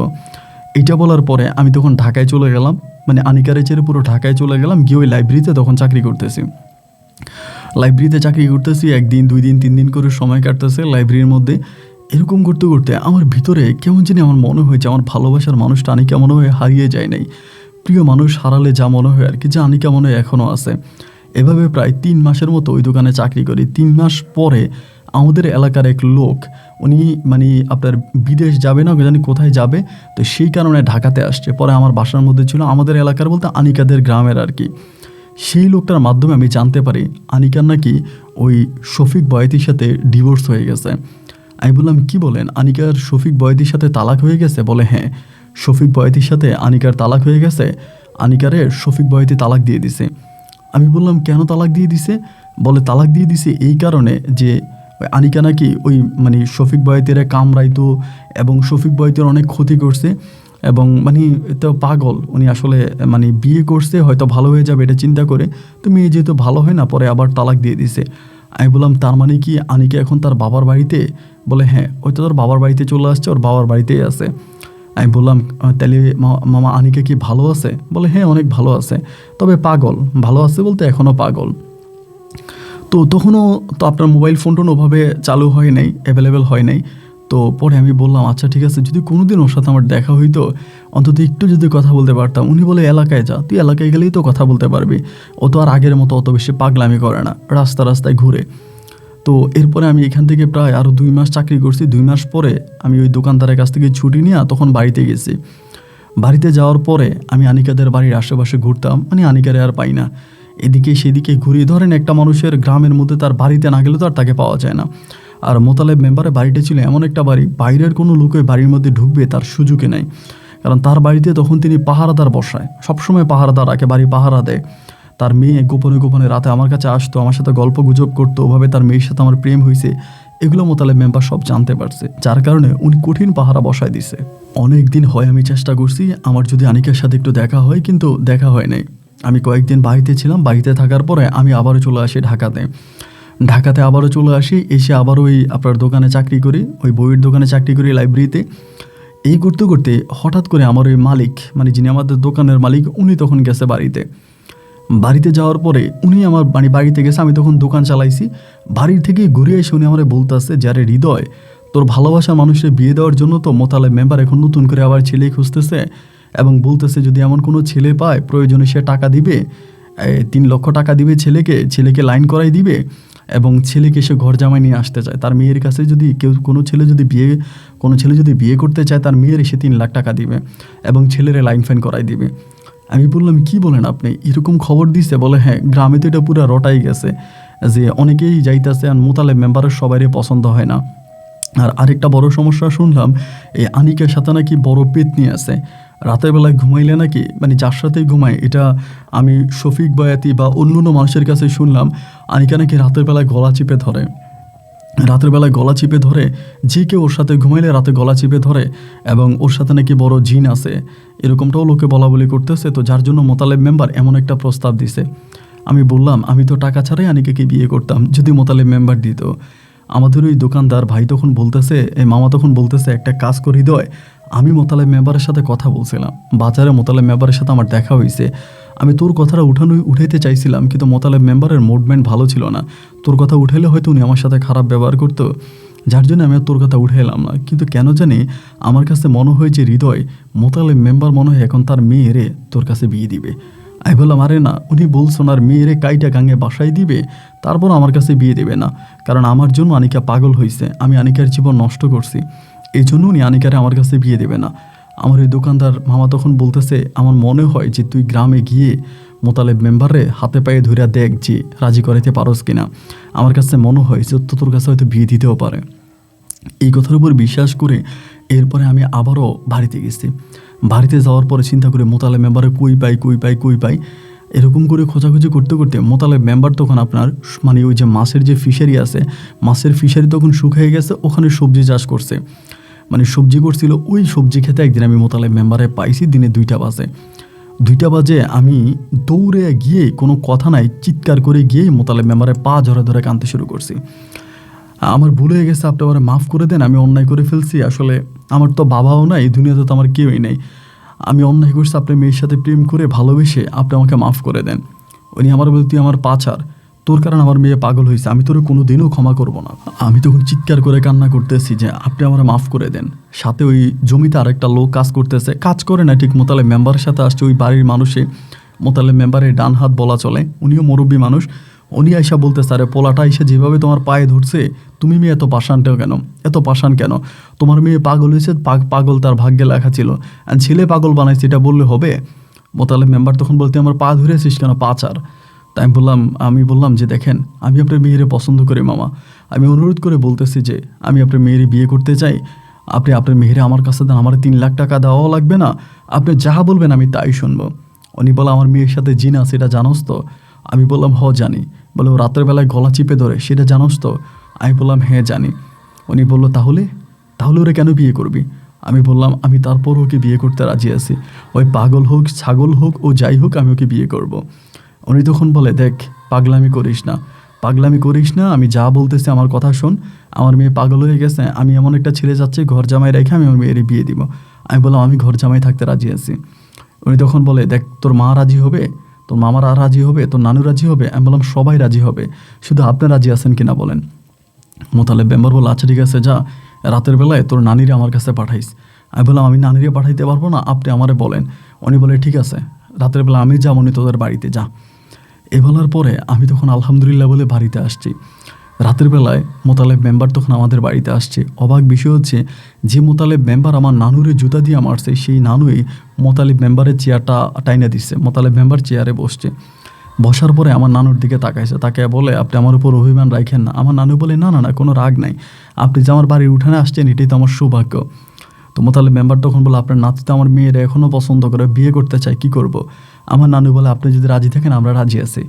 তো এখানে আমার বড় মামা একটু দ্বিমত পোষণ করছে যে মেয়ের সাথে জিন আছে, এই জন্য বড় মামা রাজি না, কিন্তু আমার নানু বা নানা ভাই যারা আছে পরিবারের সবাই রাজি হয়েছে। মোতালেব মেম্বার বলে, আমার মেয়ে তো পাগল, এখন এই পাগল নিয়ে সংসার করতে পারবেন তো? আমার নানু বলে, আলহামদুলিল্লাহ, পাগল হোক আর যাই হোক আমার কোনো সমস্যা নাই। আমার নাতি যেহেতু পছন্দ করছে, আমার নাতি তো আজকে এতগুলো বছর আপনার মেয়ের জন্য কাউরি বিয়েও করে নাই, আর আপনার মেয়েও তো আমার নাতির জন্যই পাগল হয়েছে। তো শেষ পর্যন্ত তাদের যদি মিল হয়, আমার মন জানি বলতেছে আল্লাহর রহমতে আপনার মেয়েটা মনে হয় ভালো হয়ে যাবে আমার নাতিরে পাইলে। মুহূর্তে মোতালেব মেম্বার দাঁড়াইয়া আমার নানুর হাত ধরে কান্না করে দিছে। কান্না করে দিয়া বলতেছে, লোকে জনে বলা বলি করে আমি আপনার এই জুতা দিয়া পিটানোর কারণে আমার মেয়েটা পাগল হয়ে গেছে, আল্লাহ আমার উপর প্রতিশোধ নিয়েছে। আজ আপনি যেটা বললেন আপনার নাতির সাথে আমার মেয়ের বিয়ে হলে আমার মেয়ে ভালো হয়ে যাবে, আল্লাহ যেন আপনার মনে আপনার মুখের উপরে ফুল চন্দন দেয়। আমার মেয়েটা যদি ভালো হয়ে যায় আমি 20টা গরু জবাই করে এলাকাবাসীরা খাওয়াবো। আপনি আমার উপর অভিমান রাখেন না। সবাই বলা বলি করে যে আপনার অভিশাপ আমার মেয়েটা পাগল হয়ে গেছে। আমার নানু বলে, না রে না রে বাজান, আমি আমার কারোর উপরে কোনো অভিযোগ নাই, আমার তোমার উপরে অভিযোগ নাই। আমার নাতি তোমার বাড়িতে কাজ করতো, কামলা দিত, মালিক হয়ে গিয়ে আর কামলার মেয়ে মানে কামলার মেয়েরে কামলার কাছে কি আর কেউ মালিক তার মেয়েরে বিয়ে দেয়? এটা তো হতে পারে না। আমার এভাবে বিয়ের প্রস্তাব নিয়ে যাওয়াটাও ঠিক হয় নাই। যাই হোক, আমি বুঝতে পারিনি, আমি অন্যায় করে ফেলছি, আপনি আমার মাফ করে দেন। আমার নানু তখন বলতেছে, এখন যে আপনার মেয়েরে বিয়ে দিবেন এটা কি আপনি সত্যি সত্যি দিবেন? মোতালেব মেম্বার বলে, হ্যাঁ। হৃদয় আমার কাছে গেছে, হৃদয় আমার জড়ায় ধরছে, আমাকে অনুরোধ করছে, যার কারণে আমি সিদ্ধান্ত নিলাম যে আনিকের আমি হৃদয়ের কাছে বিয়ে দিব। আমার নানু বলল, আলহামদুলিল্লাহ, তাহলে তো আর কোনো কথাই নাই, বিয়ের দিন তারিখ ঠিক করেন। আমার নানু বললো, তাহলে শুক্রবারে বিয়ের দিন তারিখ ঠিক হোক। আমি বললাম, আচ্ছা ঠিক আছে। মোতালেব মেম্বার বললো, তুই কি আনিকারে এর আগে দেখবি নাকি? আমি বললাম, না, শুক্রবারে যেহেতু আমাদের বিয়ে, আজকে তো আর 3 দিন বাকি আছে, 3 দিন পরে আমি আনিকারে বিয়ের দিনই দেখবো, আর আমি এখন দেখবো না। উনি বলে, ঠিক আছে, তাহলে তোরা রেডি হয়ে চলে আসিস, তোরা কিছু লোকজন আনবি সবাইরে নিয়ে, আর আমি আমার বাড়ির লোকজনরা জানাই। তবে কথা একটাই, আমার বাড়িতে থাকতে হবে, আমার মেয়ের কোনো কষ্ট দেওয়া চলবে না। আমি বললাম, হ্যাঁ, আমি কখনই আনিকারে কষ্ট দিব না, আনিকারে আমি আমার মনের ভিতর লুকিয়ে রাখবো, ওরে আমি আমার জীবন দিয়ে ভালোবাসবো, ও কষ্ট পাক এমন কোনো কাজ আমি কখনোই করব না। মোতালেব মেম্বার তখন বললো, তাহলে তো আলহামদুলিল্লাহ, আর কোনো সমস্যা নাই, ঠিক আছে, তাহলে তুই সব কিছু ঠিকঠাক কর, আমি গেলাম। এই বলে মোতালেব মেম্বার তখন আমার বাড়ি থেকে বিদায় নিল। আজ এতদিন পরে মনে হয় যেন আমার মনটা আনন্দে ভাগবাকম করতেছিল। ডানা ছিল না, তারপরে মনে হচ্ছিল ডানা দিয়ে যেন আকাশে উড়ে বেড়াই। আর 3 দিন পর আমার ভালোবাসার মানুষটা আমার বউ হয়ে আমার ঘরে আসবে, এর চেয়েও বড় আনন্দ আর কী বা হতে পারে। গ্রামবাসী, এলাকাবাসী সবাইকে তখন জানাইলাম, সবাইরে বললাম, আমার নানু সবার কাছে গিয়া সবাইরে বলল, এবং গ্রামের সবাই তখন রাজি হলো। শুক্রবারে দিনের 10টা বাজে আমি তখন বর সেজে বরযাত্রী নিয়ে আমার ভালোবাসার মানুষ পাগল আনিকাকে বউ সাজিয়ে আমার ঘরে আনার জন্য রওনা দিলাম। আমাদের বাড়ি থেকে আনিকাদের বাড়ি খুব বেশি দূরে না, যার কারণে সবাই হেঁটে রওনা দিলাম। হেঁটে হেঁটে আমাকে তখন রিক্সা দিয়ে নিয়ে যাওয়া হলো। আনিকাদের বাড়িতে উঠানে নামছি। আনিকাদের অনেক বড় একটা বিল্ডিং আছে, বারান্দার মধ্যে আমারে বসাইলো। কাজী সাহেব আসলো, আসার পরে আমারে কবুল পড়াইলো, আমি কবুল পড়লাম। আনিকার কাছে গেল, আনিকাও তখন কবুল পড়লো। সেই মুহূর্তে মেম্বার তখন বলল যে মালা বদল হবে, মানে বাড়ির সবাই বলতেছে মালা বদল করতে হবে, মালা বদলের জন্য যাইতে হবে। তো আমি তখন মালা বদল করার জন্য আনিকার সাথে আমাকে একটা রুমে পাঠাইলাম, মানে একটা রুমে আমারে পাঠাইছে। তো মালা দিছে, একটা মালা। প্রথমে আনিকা আমার গলায় মালাটা পরাই দিবে, তো ও তো পাগল, ও তো আর পরাইতে পারবে না, ও মালা নিয়ে এভাবে বসে আছে, মানে কিছু বলে না, চুপচাপ মালা নিয়ে বসে আছে। তেমন তো অবস্থার ভিতরে এক ভাবি আছে, ভাবি বলল যে একটা কাজ করো হৃদয়, তুমি আনিকারে মালাটা পরাই দাও। এইটা বলার পরে আমি তখন এই মালাটা নিয়ে আস্তে আস্তে করে আনিকার গলার দিকে যাচ্ছিলাম, গেলে ওকে মালাটা পরাই দিছি। এবং মালাটা পরাই দেওয়ার পরে ও আমার কানে কানে বলতেছে, আমার কানে কানে আমার ভালোবাসার মানুষ আনিকা আমারে বলতেছে, হৃদয় আমি পাগল না। আমি বললাম, মানি? আমার দিকে তাকায় থেকে চোখের কোণে পালাই দিয়া বলতেছে, হৃদয় আমি পাগল না। সবাই তখন অবাক হয়ে গেল, চারদিক থেকে সবাই আসছে, কি বলে ওই পাগলি, কি বলে? একটু আগেও তো মালা দিয়ে খেলা করতেছিল, ছোট বাচ্চার মতো ধাপকি ধাপকি খেলতেছে, এখন বলো ওনাকে পাগল না। সবাই বলে কি বলে রে? আমি বললাম আনিকা তুমি এটা কি বললা, আবার বলো তো। আমারে বলে হৃদয় আমি পাগল না। আমি বললাম তুমি পাগল না? বলে না। আমি জড়ায় ধরে চিৎকার করে কান্না করে দিলাম। আমার কান্না শুনে পুরো বিয়ে বাড়ির মানুষ সবাই তখন দৌড়ে আসছে। সবাই চিৎকার করে বলতে শুরু করলো কী হয়েছে কী হয়েছে। আমি বললাম আনিকা পাগল না। আনিকার বাবা তখন নাচতে শুরু করছে। মোতালেব মেম্বার নাইসা নাইসে বলতেছে কি বলো, আনিকা পাগল না? আমার আনিকা তার বাবারে জড়ায় ধরে বলতেছে বাবা আমি পাগল না। আনিকা আমাকে জড়ায় ধরে বলতেছে আমি পাগল না। মোতালেব মেম্বার দৌড়ে গিয়ে আমার নানির পা ধরে জড়ায় চিৎকার করে বলতেছে আপনি দোয়া করছেন, আপনার দোয়ায় আমার মেয়ে ভালো হয়ে গেছে। আমি তখন কিছুই বুঝতে পারলাম না। তখন আর কথা বাড়াইলাম না। বউ সাজায়া আনিকারে নিয়া আমি তখন আমার ঘরে আসলাম। বাসর ঘরে ঢোকার পর আনিকারে জিজ্ঞেস করলাম আনিকা তুমি ভালো হইলা কখন? ও বলে আমি তো কখনো পাগলই হই নাই। আমি বললাম পাগল হও নাই? যদি পাগলই না হইবা তবে শফিক বয়াতিরে কেন বিয়ে করলাম? ওই আমারে বলে আমি ইচ্ছে করে শফিক বয়াতিরে বিয়ে করছি। আমি বললাম ইচ্ছে করে শফিক বয়াতিরে বিয়ে করছো? বলে হ্যাঁ। আমি বললাম আনিকা কী বলতেছো এগুলো তুমি? বলে হ্যাঁ, তুমি জানো না রুনা ভাবি একটা ভুল করে গেছে। রুনা ভাবি সৌদি আরবে যাওয়ার আগে আমাদের গ্রামের দুই একজন মানুষের কাছে আমাদের এই কথাটা বলে গেছে যে আমি পাগলের অভিনয় করতেছি, যার কারণে আমার আব্বার কানেও খবরটা চলে গেছে যে আমি পাগলের অভিনয় করি। আমার আব্বা তখন ভাবলো যে আমি তো ভালোই অভিনয় করতেছি, যার কারণে আব্বা তখন এই শফিক বয়াতির কাছে আমার এই বিয়ের কথাবার্তা বলতেছিল। আব্বা মনে করলো বিয়ের কথাবার্তা হইলেই তো আমি ভালো হয়ে যাব, আব্বারে পা জড়ায় ধরে বলবো যে আমি হৃদয়কে ভালোবাসি, আমি হৃদয়ের কাছে যেতে চাই। কিন্তু আমি জানতাম শফিক বয়াতির সাথে যখন আমার বিয়ে ঠিক হইতো, আমি যদি আমার আব্বার পায়ে ধরে না আরও কিছু করেও বলতাম যে আমি তোমারে চাই, আমার আব্বা তোমার কাছে আমার বিয়ে দিত না। যার কারণে আমি পাগল সেজেই এই শফিক বয়াতির বিয়ে করে ফেলি। বিয়ের পর আমি শফিক বয়াতির জীবনকে পুরো অত্যাচার অবিচার করে ফেলি। কোনোদিন শফিক বয়াতিরে আমার শরীরে হাত দিতে দেই নাই। আমি জানি শফিক বয়াতি একদিন আমাকে ঠিকই ছেড়ে দিবে। শফিক বয়াতি নিজেই আমার আব্বাকে বলল আপনার মেয়ে আসলেই পাগল, আপনার মেয়ে আসলেই পাগল। শফিক বয়াতির কাছেও নাকি আমার আব্বা বলছিল আমার মেয়ে হৃদয়ে পাওয়ার জন্য পাগলের অভিনয় করতেছে, আসলে আমার মেয়ে পাগল না। তো শফিক বয়াতি আমার এই সংসার করতে পারতেছিল না, উনি বললো আমি পাগল, উনি আমাকে ছেড়ে দিছে। কিন্তু হৃদয় বিশ্বাস করে আমার আল্লাহ সাক্ষী আমি কোনো দিনও শফিক বয়াতিকে আমার শরীরে হাত দিতে দেই নাই। আমি আমার নিজেকে শুধু তোমার জন্য রেখেছি, আমার শরীরে শফিক বয়াতি হাত দিতে পারে নাই। আমি বললাম তারপরও বলে আমি অনেক চেষ্টা করেছি তোমার সাথে দেখা করার জন্য। আমি বললাম দেখো একদিন তো তুমি তোমাদের বাড়ির উঠানে দাঁড়াইছিলা, আমি তো তোমাদের পুকুর পাড়ে ছিলাম, তোমার ডাক দিচ্ছি তুমি আসো নাই কেন? ও আমার বলে ঘরের দরজা আমার বাবা বসেছিল সেটা কি দেখেছিলাম? আমি বললাম না। বলে দরজা আমার আব্বা বসে আছে। আমার আব্বা বসেছিল, আমার আব্বা একমতে বিশ্বাস করতে আমি পাগল, আবার বিশ্বাস করতে আমি পাগল না। যেদিন শফিক বয়াতি আমারে ছেড়ে দিল আর শফিক বয়াতি আমারে পাঠাই দিল, আব্বা ওই দিন শিওর হয়েছে যে হ্যাঁ আমি পাগল। এর আগ পর্যন্ত আমার আব্বা বিশ্বাস করতে পারে নাই যে আমি সত্যি সত্যি পাগল। আমি আনিকারে জড়িয়ে ধরে বললাম আনিকা জীবনে অনেক প্রেমের গল্প শুনেছি, সিনেমার পর্দায় অনেক প্রেম ভালোবাসা দেখেছি, কিন্তু আমার কাছে মনে হয় আমার প্রেম শুধু দেশ নয় যেন বিশ্বসেরা। আমি আনিকার বুকে জড়িয়ে ধরে কপালে চুমু দিয়ে আমি আনিকার সঙ্গে নতুন জীবন শুরু করলাম। আজ আমার ছেলে আছে, মেয়ে আছে, তারাও অনেক বড় হয়েছে এবং আনিকার বাবার দোয়ায়, আমার পরিবারের দোয়ায় আমি এখন বরিশালের ওই আমাদের সদর উপজেলার অনেক বড় একজন ব্যবসায়ী হয়েছি। ব্যবসা বাণিজ্য করি এবং সবার কাছে আমার সুনাম আছে। আমার ছেলে মেয়ে বড় হয়েছে, তাদেরকে নিয়ে আমি আনিকার সঙ্গে অনেক সুখের সংসার করে যাচ্ছি। আমার বউ আনিকা আপনার অনেক বড় ভক্ত, আপনার এমন কোনো গল্প নয় যে আনিকা শোনে না, যার জন্য আনিকা আমাকে অনুরোধ করলো যে আমাদের জীবনের গল্পটা আপনাকে জানানোর জন্য। আমাদের জীবনের গল্পটা আপনাকে জানিয়েছি।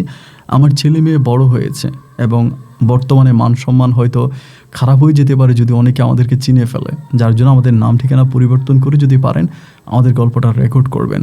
আর আমার বউয়ের আপনাকে দাওয়াত দিয়েছে, এই তো তারিখে আমার বড় মেয়ের জন্মদিন, যদি পারেন আপনি আমাদের অনুষ্ঠানে আসবেন। আপনার এটা আমাদের ফোন নাম্বার, চাইলে যোগাযোগ করতে পারেন।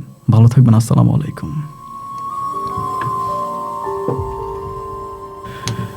প্রিয় বন্ধুরা সবাইকে অনেক বেশি ধন্যবাদ এই পর্যন্ত বরিশালের ভাই মোহাম্মদ হৃদয় হোসেনের জীবনের হৃদয় কাঁপানো করুণ বাস্তব গল্পটা শোনার জন্য। দেখেন আজকে আমার শারীরিক অবস্থাটা ভালো না, ঠান্ডা লেগেছে প্রচুর, কথা বলতে অনেক কষ্ট হচ্ছে, তারপরে আমি গল্পটা যতটুকু ইমোশন দিয়ে বলা দরকার আমি চেষ্টা করেছি ততটুকু ইমোশন দিয়ে আপনাদেরকে শোনানোর জন্য। গল্পের কোনো অংশে যদি না বুঝে থাকেন তাহলে অবশ্যই কমেন্ট করুন, আমি চেষ্টা করবো উত্তর দেওয়ার জন্য। জয় হোক এই ভালোবাসাগুলো। পৃথিবীর প্রত্যেকটা ভালোবাসা যেন হৃদয় আর আনিকার মতো হয়। দিন শেষে যেন নির্হারা পাখির মতো ভালোবাসার মানুষটা নিজ নীড়ে ফিরে আসে। এমন গল্প শুনলেই সত্যি হৃদয় শীতল হয়ে যায়। এমন গল্প শুনলে মনে হয় যে যারা ভালোবাসার মানুষকে হারিয়েছে তারা হয়তো ভাবছে যে আমি হয়তো তাকে কোনোদিন ফিরে পাবো না। হৃদয় আর আনিকাকে দেখে বুঝেন, প্রিয় মানুষটার কাছে যেতে চাইলে পৃথিবীর কোনো বাধাই আপনাকে আটকাতে পারবে না। মন থেকে চাইলে তাকে আপনি নিশ্চিত পাবেন, কারণ আল্লাহ তাআলা নিজে বলেছে, আমার বান্দা যদি মন থেকে কোনো কিছু চায় আমি আল্লাহ তাকে তা দিতে বাধ্য থাকি। হৃদয় তার মন থেকে আনিকাকে চেয়েছি, তাই তো দিন শেষে এত ঝড় তুফানের পরেও তারা একটা সুখের সংসার করেছে। হৃদয় আর আনিকার ভালোবাসার গল্প শুনে হৃদয় শীতল হয়ে গেল। এমন ভালোবাসা বেঁচে থাকুক প্রতিটা মানুষের অন্তরে, এই শুভকামনায় আমি আজকের মতো এখানেই বিদায় নিচ্ছি। দেখাবো অন্যদিন অন্য কারো বাস্তব জীবনের গল্প নিয়ে। তবে হ্যাঁ, বেলা শেষে একটা অনুরোধ করে যাই, হৃদয়ের গল্প শুনে আমরা হতদরিদ্র মানুষের জীবন সম্বন্ধে জেনেছি। হতদরিদ্র মানুষ আমাদের সমাজে আছে, যাদের মাথার উপরে আসমান নাই, পায়ের নিচে মাটি নেই। এমনই এক জনগোষ্ঠীর জীবনের বাস্তবতা আমি তুলে ধরেছি আমার ব্লগিং চ্যানেলের সেই মানুষগুলোর জীবনের গল্প নিয়ে, সেই মানুষগুলোর জীবন জীবিকা নিয়ে। আপনারা চাইলে ভিডিও ডেসক্রিপশনে গিয়ে আপনারা সেটা দেখতে পারেন, অথবা এখানেই এটার থাম্বনেইলটা উঠবে, এখানে ক্লিক করে আপনারা সেই ভিডিওটা দেখে নিতে পারেন। সবাইকে অসংখ্য ধন্যবাদ। আল্লাহ হাফেজ, আসসালামু আলাইকুম।